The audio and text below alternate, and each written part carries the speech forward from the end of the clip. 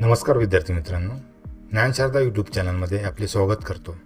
बघा विद्यार्थी मित्रांनो, आजचा आपला विषय राज्यशास्त्र आणि राज्यशास्त्रातील घटक 1 भारतीय राज्यघटनेची ऐतिहासिक पार्श्वभूमी. बघा यावर आपण काही प्रश्न तयार केलेले आहेत, ते आपण बघूया. बघा प्रश्न पहिला, खालीलपैकी कोणत्या कायद्याने भारतात प्रथमच केंद्रीय प्रशासनाचा पाया घातला गेला? ऑप्शन बघा, 1833चा संधी कायदा, 1858चा भारत सरकार कायदा, 1773चा नियामक कायदा आणि 1784चा इट्स इंडिया ॲक्ट.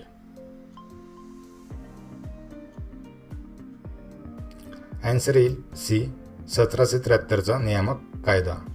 बघा हा कायदा भारतातील कंपनीच्या कारभाराचे नियमन करण्यासाठीचा पहिला कायदा होता आणि यानेच भारतात केंद्रीय प्रशासनाचा पाया घातला. त्यानंतर बघा प्रश्न 2, 1773च्या नियामक कायद्यानुसार स्थापन झालेल्या सर्वोच्च न्यायालयाबाबत खालील विधाने विचारात घ्या. विधाने बघा, हे न्यायालय 1774 स्थापन झाले. यात मुख्य न्यायमूर्ती आणि 5 इतर न्यायमूर्ती होते.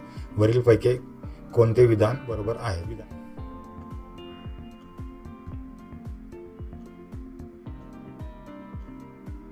बघा 1773च्या कायद्याने 1774 कोलकाता येथे सर्वोच्च न्यायालय स्थापन झाले, परंतु त्यात मुख्य न्यायमूर्ती व फक्त 3 इतर सदस्य होते, 5 नव्हते. तर हे विधान आपलं रॉंग येईल. तर आन्सर येईल आपलं फक्त 1.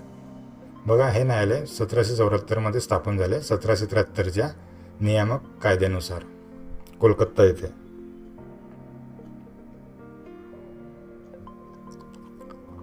त्यानंतर प्रश्न 3, इट्स इंडिया ॲक्ट 1784च्या संदर्भात खालीलपैकी कोणते विधान चुकीचे आहे? विधान बघा आहे, याने कंपनीची व्यापारी आणि राजकीय कार्य स्पष्टपणे वेगळी केली. बी, याने कंपनीच्या राजकीय व्यवहारांच्या व्यवस्थापनासाठी नियामक मंडळ स्थापन केले. सी, याने भारतात प्रथमच दुहेरी शासन पद्धती प्रस्थापित केली. डी, या कायद्याने बंगालच्या गव्हर्नरला भारताचा गव्हर्नर जनरल बनवले.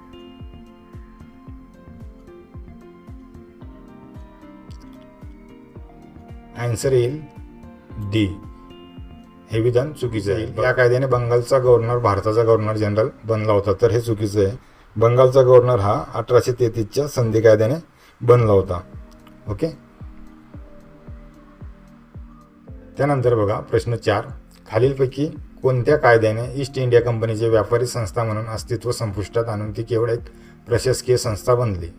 ऑप्शन बघा, संधी कायदा 1813, संधी कायदा 1833, संधी कायदा 1853, भारत सरकार कायदा 1858.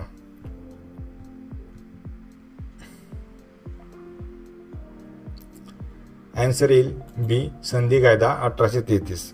बघा 1833च्या संधी कायद्याने ईस्ट इंडिया कंपनीची व्यापारी भूमिका संपवली आणि ती राजाच्या वतीने केवळ एक प्रशासकीय संस्था म्हणून काम करू लागली. त्यानंतर बघा 5, 1833च्या संधी कायद्यानुसार भारताचा पहिला गव्हर्नर जनरल कोण बनला? ऑप्शन बघा, Lord Canning, Lord Warren Hastings, Lord William Bentinck, Lord Dalhousie. Answer येईल 3, लॉर्ड विल्यम बेंटिंग. बघा 1833च्या कायद्याने बंगालचा गव्हर्नर जनरलला भारताचा गव्हर्नर जनरल केले गेले आणि या पदावरील पहिली व्यक्ती म्हणजे लॉर्ड विल्यम बेंटिंग. त्यानंतर प्रश्न 6, खालीलपैकी कोणत्या कायद्याने गव्हर्नर जनरलच्या कौन्सिलची कायदेविषयक आणि कार्यकारी कार्य प्रथमच वेगळी करण्यात आली? ऑप्शन बघा, 1833चा संधी कायदा, 1853चा संधी कायदा, 1861चा परिषद कायदा आणि 1784चा इट्स इंडिया ॲक्ट.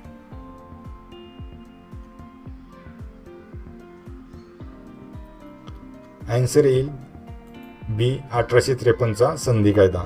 बघा 1853च्या संधी कायद्याने प्रथमच कायदेविषयक व कार्यकारी कार्य वेगळी केली आणि 6 नव्या सदस्यांचा समावेश करून भारतीय केंद्रीय विधानमंडळ स्थापन केले.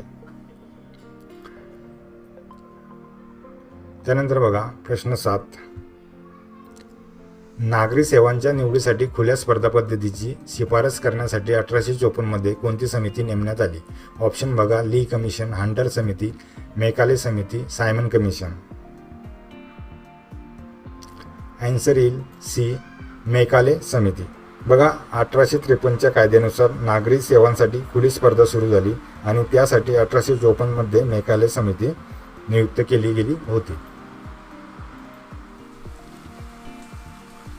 प्रश्न 8 बघा, 1853च्या कायद्याने स्थापन झालेल्या केंद्रीय विधानमंडळात स्थानिक प्रतिनिधित्वासाठी खालीलपैकी कोणत्या ठिकाणच्या सरकारांना प्रतिनिधी नियुक्त करण्याचा अधिकार नव्हता? ऑप्शन बघा, मुंबई, मद्रास, आग्रा, पंजाब. आन्सर येईल डी, पंजाब. मुंबई, मद्रास, आग्रा यांना प्रतिनिधी नियुक्त करण्याची तरतूद होती 1853च्या कायद्याने. त्यानंतर बघा प्रश्न 9, भारताच्या सुशासनासाठीचा कायदा म्हणून ओळखला जाणारा कायदा कोणता? ऑप्शन बघा, 1833चा संधी कायदा, 1858चा भारत सरकार कायदा, 1861चा भारतीय परिषद कायदा, 1935चा भारत सरकार कायदा.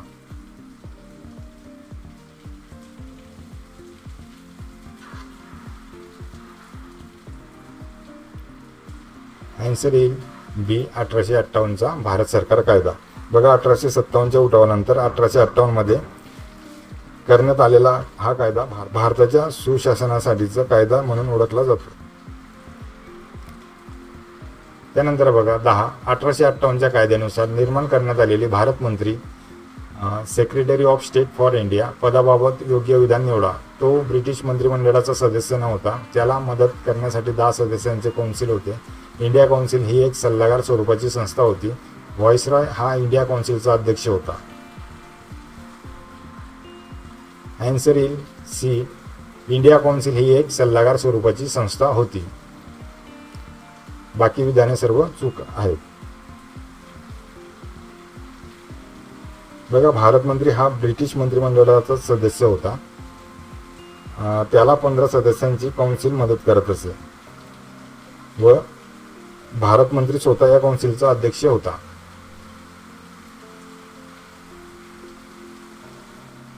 प्रश्न 11, 1833च्या कायद्याने सुरू झालेली केंद्रीकरणाची प्रवृत्ती कोणत्या कायद्याने विकेंद्रीकरणात बदलली?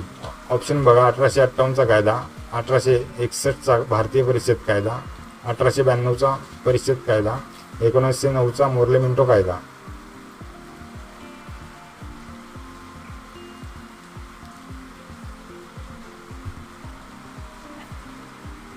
आन्सर येईल बी, 1861चा भारतीय परिषद कायदा. बघा 1861च्या कायद्याने मुंबई व मद्रास प्रांतांना कायदे करण्याचा अधिकार पुन्हा देऊन विकेंद्रीकरणाची प्रक्रिया सुरू केली. बघा प्रश्न 12, विधान दिलेले आहेत आपल्याला. विधाने 1861च्या कायद्याने व्हाईसरॉयला आणीबाणीच्या काळात अध्यादेश काढण्याचा अधिकार दिला.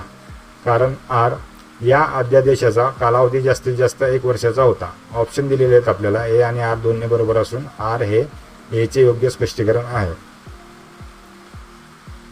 तर बघा आन्सर येईल आपलं बी, ए बरोबर आहे पण आर चुकीचे आहे. कारण बघा अध्यादेशाचा अधिकार 1861च्या कायद्याने दिला हे बरोबर आहे, परंतु त्यांचा कालावधी 6 महिने होता, 1 वर्षाचा नाही. तर इथे 1 वर्ष दिलेले आहे. त्यानंतर बघा प्रश्न 13, 1892च्या भारतीय परिषद कायद्याचे सर्वात महत्त्वाचे वैशिष्ट्य कोणते? ऑप्शन बघा, स्वतंत्र मतदारसंघ सुरू करणे, अर्थसंकल्पावर चर्चा करण्याचा अधिकार देणे, पोर्टफोलिओ पद्धतीला मान्यता देणे, केंद्रात द्विगृही कायदेमंडळ स्थापन करणे. आन्सर येईल बी, अर्थसंकल्पावर चर्चा करण्याचा अधिकार देणे. बघा 1892च्या कायद्याने कायदेमंडळाला अर्थसंकल्पावर चर्चा करण्याचा आणि कार्यकारी विभागाला प्रश्न विचारण्याचा अधिकार दिला गेला. त्यानंतर बघा प्रश्न 14, खालीलपैकी कोणत्या कायद्यात निवडणूक हा शब्द वापरला नव्हता तरीही मर्यादित आणि अप्रत्यक्ष निवडणूक पद्धतीची तरतूद होती? ऑप्शन बघा, 1861चा कायदा, 1909चा कायदा, 1892चा कायदा, 1919चा कायदा. आन्सर येईल सी, 1892चा कायदा. बघा 1892च्या कायद्यात काही अशासकीय पदे भरण्यासाठी मर्यादित निवडणूक प्रक्रियेचा वापर झाला असला तरी निवडणूक हा शब्द कायद्यात वापरला नव्हता. त्यानंतर प्रश्न 15, मोर्ले मिंटो सुधारणा 1909च्या संदर्भात अचूक विधान ओळखा. ऑप्शन बघा, ए, लॉर्ड मोर्ले हे भारताचे तत्कालीन व्हाईसरॉय होते. लॉर्ड मिंटो हे तत्कालीन भारत मंत्री होते. या कायद्याने केंद्रीय विधिमंडळाची सदस्य संख्या 16 वरून 60 पर्यंत वाढवली. या कायद्याने प्रांतिक कायदेमंडळात सरकारी बहुमताला परवानगी दिली. आन्सर येईल सी. या कायद्याने केंद्रीय विधिमंडळाची सदस्य संख्या 16 वरून 60 पर्यंत वाढवली.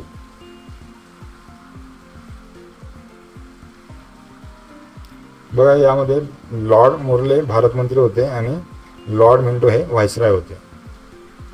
त्यानंतर प्रश्न 16. व्हाईसरॉयच्या कार्यकारी मंडळात समाविष्ट होणारे पहिले भारतीय सदस्य कोण? ऑप्शन बघा, दादाभाई नौरोजी, सत्येंद्र प्रसाद सिन्हा, फिरोजशाह मेहता, सर दिनकर राव.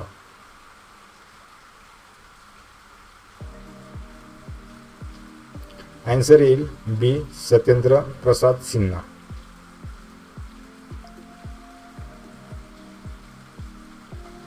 त्यानंतर प्रश्न 17.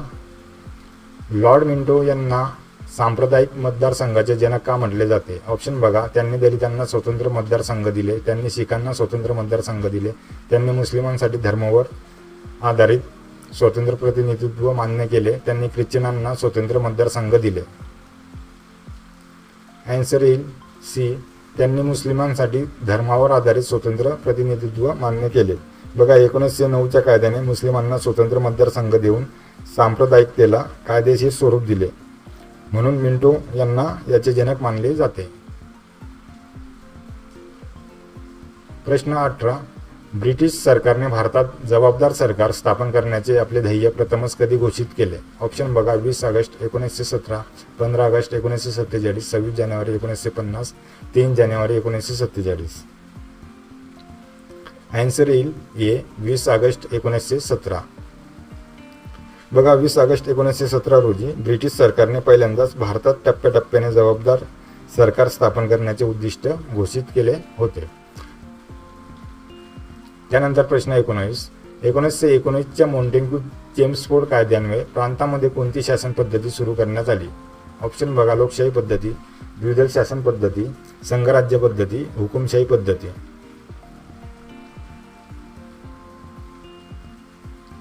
आन्सर येईल बी. द्विदल शासन पद्धती. बघा, यामध्ये प्रांतिक विषयांची राखीव आणि सोपी अशी 2 भागात विभागणी केली, ज्याला आपण द्विदल राज्य पद्धती म्हणतो. त्यानंतर प्रश्न 20. भारताच्या केंद्रीय स्तरावर द्विगृही कायदेमंडळाची सुरुवात कोणत्या कायद्याने झाली? ऑप्शन बघा, 1909चा कायदा, 1935चा कायदा, 1919चा कायदा, 1892चा कायदा.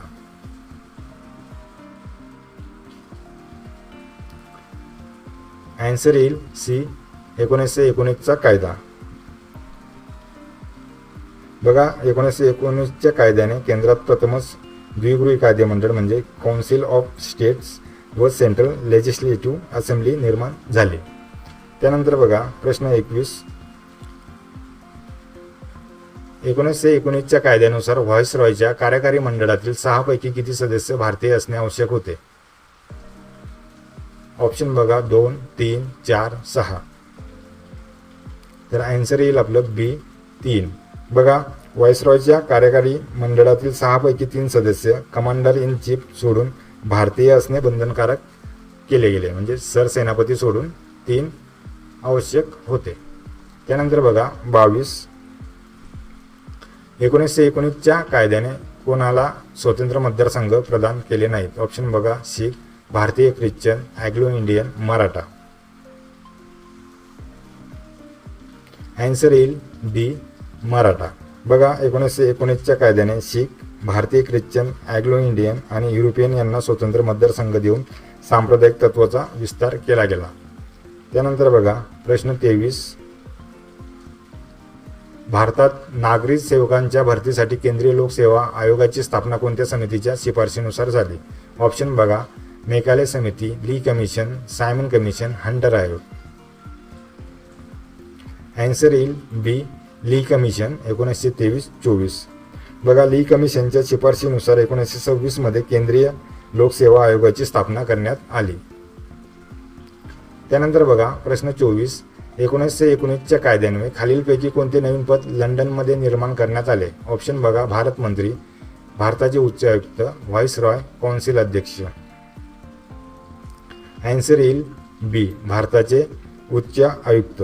बघा 1919च्या कायद्याने लंडनमध्ये भारताचे उच्च आयुक्त हे नवीन पद निर्माण करून भारत मंत्र्यांची काही कामे त्यांच्याकडे सोपवली गेली.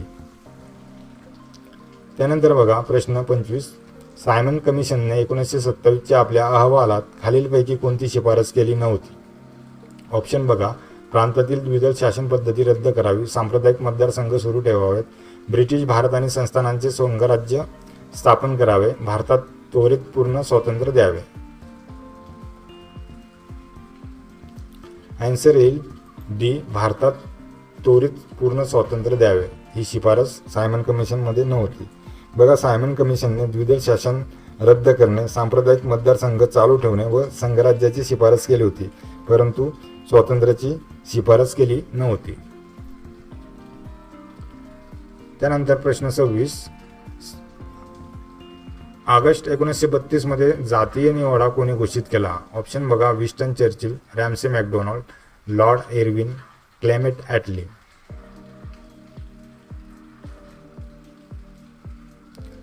आन्सर येईल बी. Ramsay McDonald. बघा ब्रिटनचे पंतप्रधान रॅमसे मॅकडोनाल्ड यांनी अल्पसंख्याकांसाठी स्वतंत्र प्रतिनिधित्वाची योजना म्हणजेच जातीय निवाडा जाहीर केला होता. त्यानंतर बघा प्रश्न 27. 1935च्या भारत सरकार कायद्याबाबत खालील विधाने विचारात घ्या. बघा विधान दिलेले आपल्याला. हा 321 कलमे व 10 परिशिष्टे असलेला विस्तृत कायदा होता. 2. या कायद्याने भारतात अखिल भारतीय संघराज्य स्थापन करण्याची तरतूद केली. योग्य पर्याय निवडा. आन्सर येईल सी. 1 आणि 2 दोन्ही बरोबर. बघा 1835चा कायदा अत्यंत विस्तृत होता आणि त्याने प्रथमच संघराज्य स्थापन करण्याची तरतूद केली होती. दोन्ही विधाने बरोबर आहेत. त्यामध्ये 321 कलमे आणि 10 परिशिष्टे होती. त्यानंतर बघा प्रश्न 28. 1935च्या कायद्यानुसार विषयांच्या विभागणीबाबत चुकीची जोडी ओळखा. बघा संघसूची 59 विषय, प्रांतसूची 54 विषय, समवर्त सूची 36 विषय, शेषाधिकार, केंद्रीय कायदेमंडळ.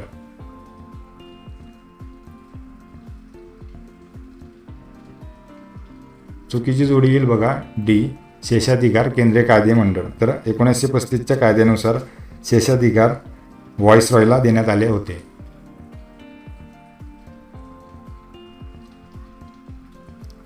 बघा 29.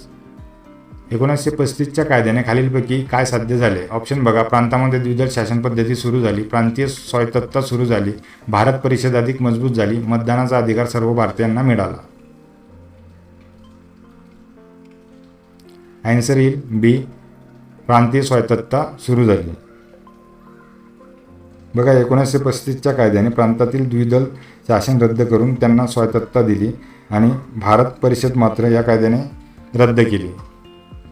त्यामुळे प्रांतीय स्वायत्तता तिथे सुरू झाली. त्यानंतर बघा प्रश्न 30. 1935च्या कायद्यानुसार खालीलपैकी कोणत्या प्रांतात द्विगृही कायदेमंडळ नव्हते? ऑप्शन बघा. बंगाल आणि मुंबई, मद्रास आणि बिहार, आसाम आणि संयुक्त प्रांत, मध्य प्रांत आणि पंजाब. आन्सर येईल डी. मध्य प्रांत आणि पंजाब. बघा बंगाल, मुंबई, मद्रास, बिहार, आसाम आणि संयुक्त प्रांत या 6 प्रांतात द्विगृही कायदेमंडळ सुरू झाले, मात्र इतर प्रांतात ते नव्हते. त्यानंतर प्रश्न 31. भारतात संघराज्याच्या न्यायालयाची स्थापना कधी झाली? ऑप्शन बघा. 1935, 1937, 1947, 1950. आन्सर येईल बी. 1937. बघा 1935च्या कायद्यातील तरतुदीनुसार 1937 मध्ये फेडरल कोर्टाची स्थापना करण्यात आली, संघराज्य न्यायालय. प्रश्न 32. ब्रिटिश पंतप्रधान क्लेमेंट ॲटली याने 30 जून 1948 पर्यंत भारतातील ब्रिटिश राजवट संपेल अशी घोषणा कधी केली? ऑप्शन बघा. 3 जून 1947, 20 फेब्रुवारी 1947, 15 ऑगस्ट 1947, 26 जानेवारी 1950. आन्सर येईल 20 फेब्रुवारी 1947. त्यानंतर बघा प्रश्न 33. माउंटबॅटन योजना 3 जून 1947 खालीलपैकी कशाशी संबंधित आहे? ऑप्शन बघा, भारतीय राज्यघटनेची निर्मिती, भारताची फाळणी, द्विदल शासन पद्धती, नागरी सेवा सुधारणा. आन्सर येईल बी, भारताची फाळणी. बघा, लॉर्ड माउंटबॅटन यांनी फाळणीची योजना मांडली. जिल्हा काँग्रेस व मुस्लिम लीगने तिला मान्यता दिली होती. त्यानंतर प्रश्न 34. 1947च्या भारतीय स्वातंत्र्याच्या कायद्याने खालीलपैकी कोणते महत्त्वाचे पद रद्द केले? ऑप्शन बघा, गव्हर्नर जनरल, व्हाईसरॉय, पंतप्रधान, संरक्षण मंत्री. आन्सर येईल बी, व्हाईसरॉय.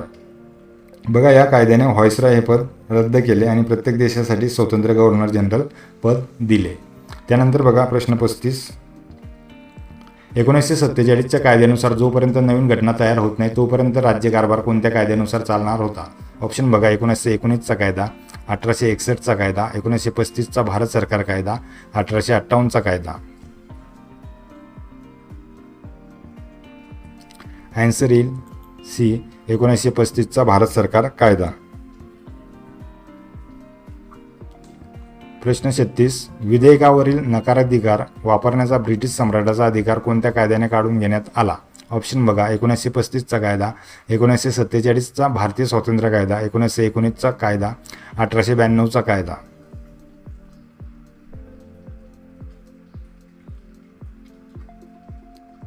आन्सर येईल बी, 1947चा भारतीय स्वतंत्र कायदा. या कायद्यानुसार नकाराधिकार वापरण्याचा ब्रिटिश सम्राटाचा अधिकार काढून घेण्यात आला. त्यानंतर बघा प्रश्न 37. स्वतंत्र भारताचे पहिले गव्हर्नर जनरल कोण होते? ऑप्शन बघा, C Rajagopalachari, Lord Mountbatten, Jawaharlal Nehru, doctor Rajendra Prasad. Answer येईल बी, लॉर्ड माउंटबॅटन. स्वतंत्र भारताचे पहिले गव्हर्नर जनरल आणि स्वतंत्र भारतातील भारतीय गव्हर्नर जनरल यामध्ये फरक लक्षात घ्या. त्यानंतर बघा 38. 1946च्या अंतरिम सरकारमध्ये वित्त खाते कोणाकडे होते? ऑप्शन बघा, Liaquat Ali Khan, doctor John Mathai, R K Shanmukham Chetty, Shri Jawaharlal Nehru.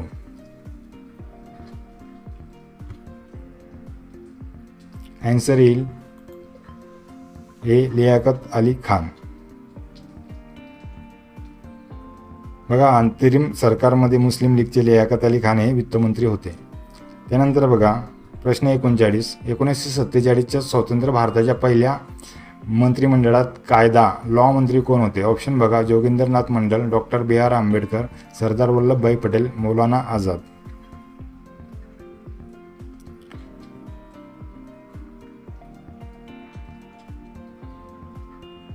Answer येईल बी, डॉक्टर B.R. आंबेडकर. बघा, स्वतंत्र भारताच्या पहिल्या मंत्रिमंडळात डॉक्टर B.R. आंबेडकर कायदा मंत्री होते, तर अंतरिम सरकारमध्ये जोगिंदरनाथ मंडल हे कायदा मंत्री होते. फरक लक्षात घ्या. त्यानंतर प्रश्न 40. जोड्या जुळवा दिलेले आपल्याला 1947चे मंत्रिमंडळ. बघा, सरदार Vallabhdev Singh, Rajkumari Amrit Kaur, doctor Shyamprasad Mukherjee, doctor John Mathai आणि इथे त्यांचे खाते दिलेले आहेत. तर आन्सर येईल आपलं ए. यानुसार बघा, एकचं बी म्हणजे सरदार बलदेव सिंग संरक्षण मंत्री होते, राजकुमारी अमृत कौर आरोग्य मंत्री होत्या, डॉक्टर श्यामप्रसाद मुखर्जी उद्योग व पुरवठा मंत्री होते आणि डॉक्टर जॉन मथाई हे रेल्वे व वाहतूक मंत्री होते. त्यानंतर प्रश्न 41.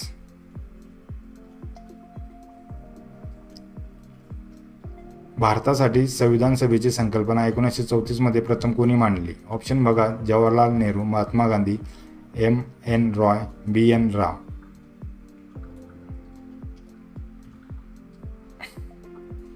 आन्सर येईल M.N. रॉय. 1934 मध्ये यांनी ही संकल्पना मांडली होती. त्यानंतर बघा प्रश्न 42. खालील घटनाचा कालानुक्रम लावा. बघा इथे आपल्याला घटना दिलेल्या आहेत. ऑगस्ट घोषणा, सायमन कमिशन, जातीय निवाडा, मॉन्टेग्यू चेम्सफोर्ड कायदा. बघा मॉन्टेग्यू चेम्सफोर्ड कायदा म्हणजे 1919चा कायदा. जातीय निवाडा 1932ला झाला होता. सायमन कमिशन 1927ला आले होते. आणि ऑगस्ट घोषणा 1917. तर 1917 अगोदर येईल, म्हणजे एचं एक ऑप्शन ए आणि सी. मॉन्टेग्यू चेम्सफोर्ड कायदा येईल 1919, म्हणजे 17, 1 आणि 4. तर आन्सर येईल आपलं 1. बघा ऑगस्ट घोषणा 1917, मॉन्टेग्यू चेम्सफोर्ड कायदा म्हणजे 1919चा कायदा. त्यानंतर सायमन कमिशन 1927ला आले होते आणि जातीय निवड हा 1932मध्ये झाला होता. तर ऑप्शन आन्सर येईल 1. त्यानंतर बघा प्रश्न 43. 1833च्या संधी कायद्याने बंगालच्या गव्हर्नर जनरलला भारताचा गव्हर्नर जनरल केले. यामागील ब्रिटिश सरकारचा मुख्य उद्देश काय होता? ऑप्शन बघा, लोकशाही प्रस्थापित करणे, प्रशासनाचे पूर्णपणे केंद्रीकरण करणे, भारतीयांना सत्तेत वाटा देणे, ईस्ट इंडिया कंपनी बंद करणे. आन्सर येईल बी, प्रशासनाचे पूर्णपणे केंद्रीकरण करणे. बघा हा कायदा भारतातील केंद्रीकरणाच्या दृष्टीने अंतिम टप्पा होता, 1833चा संधी कायदा. त्यानंतर बघा 44. 1919च्या कायद्याने स्थापन झालेल्या काउन्सिल ऑफ स्टेट्स वरिष्ठ सभागृह बाबत योग्य विधान निवडा. बघा विधान दिलेले आहेत. याचे सदस्य प्रत्यक्ष निवडीद्वारे नियुक्त होत. यात बहुतांश सदस्य निवडून आलेले असायचे. याचा कार्यकाळ 5 वर्षाचा होता. तर वरील सर्व.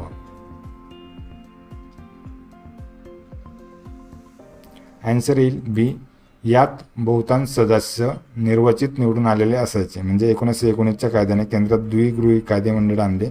त्यातील बहुतांश सदस्य जे होते ते निवडणुकीने निवडून यायचे.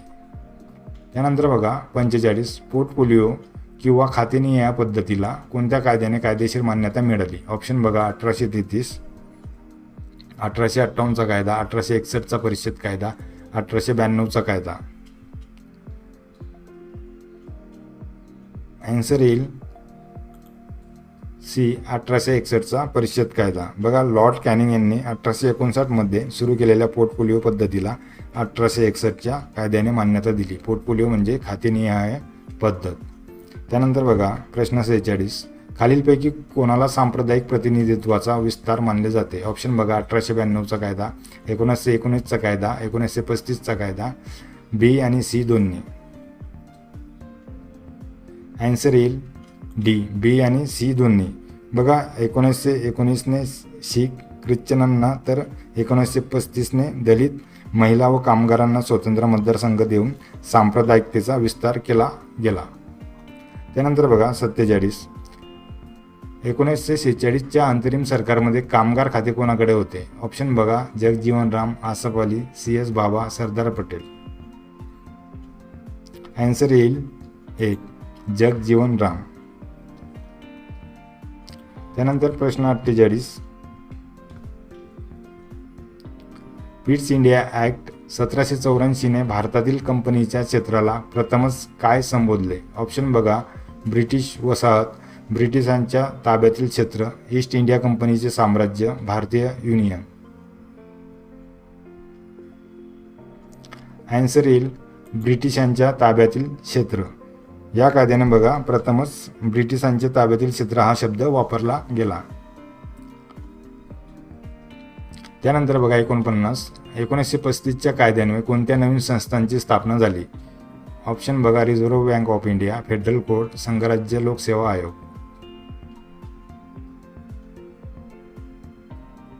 आन्सर येईल सी, 1, 2, 3. बघा रिझर्व्ह बँकेची स्थापना, फेडरल कोर्ट आणि संघराज्य लोकसेवा आयोगाची स्थापना 1935च्या कायद्याने केली गेली. त्यानंतर बघा प्रश्न 50. खालीलपैकी कोणते विधान सत्य आहे? विधान दिलेले बघा 1853च्या कायद्याने भारतीयांना नागरी सेवेत घेण्यास प्रतिबंध केला. 1833च्या कायद्याने खुल्या स्पर्धेचा प्रयत्न केला पण संचालक मंडळाने विरोध केला. 1873च्या कायद्याने कंपनीच्या कर्मचाऱ्यांना खाजगी व्यापार करण्याची परवानगी दिली. 1858च्या कायद्याने दुहेरी शासन पद्धती सुरू ठेवली. ॲन्सर येईल बी. बघा 1833च्या कायद्यात खुल्या स्पर्धेची तरतूद होती, पण संचालक मंडळाच्या विरोधामुळे ती रद्द करण्यात आली. तर बी हे ॲन्सर येईल. बघा विद्यार्थी मित्रांनो, आपण अजून काही नवीन प्रश्न यावर घेणार आहोत 1 ते 100पर्यंत, म्हणजे पूर्ण 100 म्हणजे तुमचा टॉपिक परिपूर्ण होईल. आणि अशाच प्रश्नांचा सराव करून घेण्यासाठी चॅनलला सबस्क्राईब करा, लाईक करा आणि शेअर करा. धन्यवाद.